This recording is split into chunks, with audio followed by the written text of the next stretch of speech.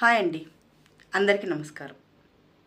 ఈరోజు మనం అన్నాన్ని ప్రెషర్ కుక్కర్లో వండితే మంచిదా లేకుంటే పాత్రలో వంచి వారిస్తే మంచిదా తెలుసుకుందాం. సో ఈ విషయాన్ని తెలుసుకునే ముందు మీలో ఎవరైనా మొదటిసారి మన ఛానల్ చూస్తున్నట్లయితే ప్లీజ్ వీడియోని లైక్ చేయండి, షేర్ చేయండి, కామెంట్ చేయండి. అలాగే ఛానల్ని సబ్స్క్రైబ్ కూడా చేసుకోండి. ఇక మనం ఎలా అన్నం వండుకుంటే బాగుంటుందో చూద్దాం.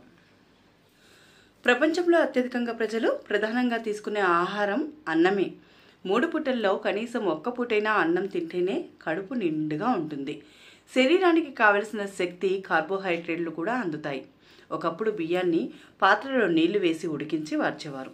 అందులో ఉండే గంజిని వంచేసి అన్నాన్ని తయారు చేసేవారు. అయితే ఇప్పుడు ప్రతి ఒక్కరి ఇంట్లో ప్రెషర్ కుక్కర్లు ఉంటున్నాయి. దీంతో అంతా కుక్కర్లోనే అన్నాన్ని వండుతున్నారు. పైగా ప్రెషర్ కుక్కర్లో అన్నం వండటం సులభమే కాకుండా అన్నం పాడవుతుందనే బెంగ కూడా ఉండదు. విజిల్స్ లెక్క పెట్టుకొని స్టవ్ కట్టేస్తే చాలు, అన్నం రెడీ అయిపోతుంది. పని కట్టుకొని పాత్రను వంచి గంజిని వేరు చేయాల్సిన అవసరం కూడా ఉండదు. అందుకే ఎక్కువ మంది ప్రెషర్ కుక్కర్లలో అన్నాన్ని వండటానికే ఎక్కువ ఇష్టపడుతూ ఉంటారు. అయితే ఇప్పటికీ కొంతమంది పాత్రల్లో ఉడికించిన అన్నాన్ని తినడానికే ఎక్కువ ఇష్టపడతారు. పాత్రలో ఉడికించే అన్నం పదునుగా, చూడ చక్కగా ఉంటుందని, ముద్ద కాదని అంటారు. పైగా అన్నం నుంచి వచ్చే గంజి ఆరోగ్యానికి మేలు చేస్తుందని కూడా అంటారు.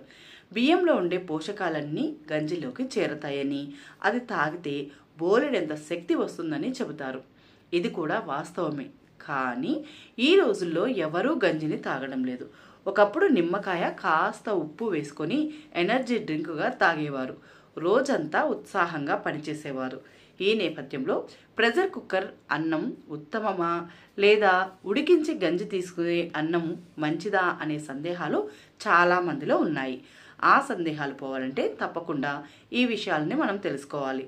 ఎందుకంటే ప్రెషర్ కుక్కర్లో ఆవిరిపై ఉడికించే అన్నాన్ని పాత్రలో ఉడికించే అన్నానికి చాలా వ్యత్యాసాలు ఉన్నాయి. అవేంటో ఇప్పుడు మనం చూద్దాం.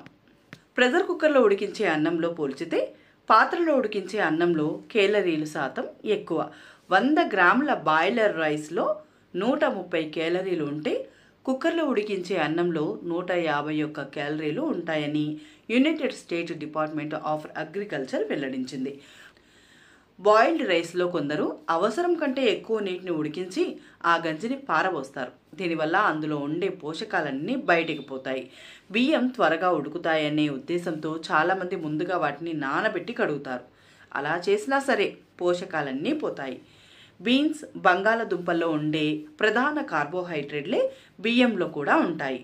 ప్రెషర్ కుక్కర్లో ఆవిరిపై ఉడికించే అన్నంలో 33.88 గ్రాముల కార్బోహైడ్రేట్లు ఉంటాయని, పాత్రలో ఉడికించే అన్నంలో 28.17 గ్రాముల కార్బోహైడ్రేట్లు మాత్రమే ఉంటాయని USDA పేర్కొంది. బియ్యాన్ని పాత్రలో ఉడికించి గంజిని పారబోసినట్లయితే అందులో ఉండే న్యూట్రిషన్ల, ప్రోటీన్లు, విటమిన్లు, మినరల్స్, కొవ్వులు కూడా బయటికి పోతాయి. అన్నంలో ఆరోగ్యకరమైన కొవ్వుతో పాటు potassium, folate, phosphorus, magnesium, iron కూడా న్యూట్రిషన్లు ఉంటాయి. అన్నాన్ని వార్చినట్లయితే అవన్నీ బయటికి పోతాయి. యూనివర్సిటీ ఆఫ్ ఆర్కనాన్స్ పరిశోధనల ప్రకారం బియ్యాన్ని శుద్ధి చేసేటప్పుడు వాటిపై ఊక, సూక్ష్మజీవులు తొలగిపోతాయి. వాటితో పాటే బియ్యంలోని ఫైబర్, పోషకాలు కూడా బయటకు పోతాయి. ప్రెషర్ కుక్కర్లో ఆవిరితో ఉడికించే అన్నంలో అన్ని రకాల పోషకాలు ఉంటాయి. పాత్రలో బియ్యాన్ని ఉడికించడం వల్ల కలిగే ప్రయోజనం, అందులో ఉండే పిండి పదార్థం తొలగిపోవడం ఒక్కటే. అదే ప్రెషర్ కుక్కర్లో అన్నం అయితే పిండి పదార్థాలు అన్నాన్ని అంటుకొని ఉంటాయి.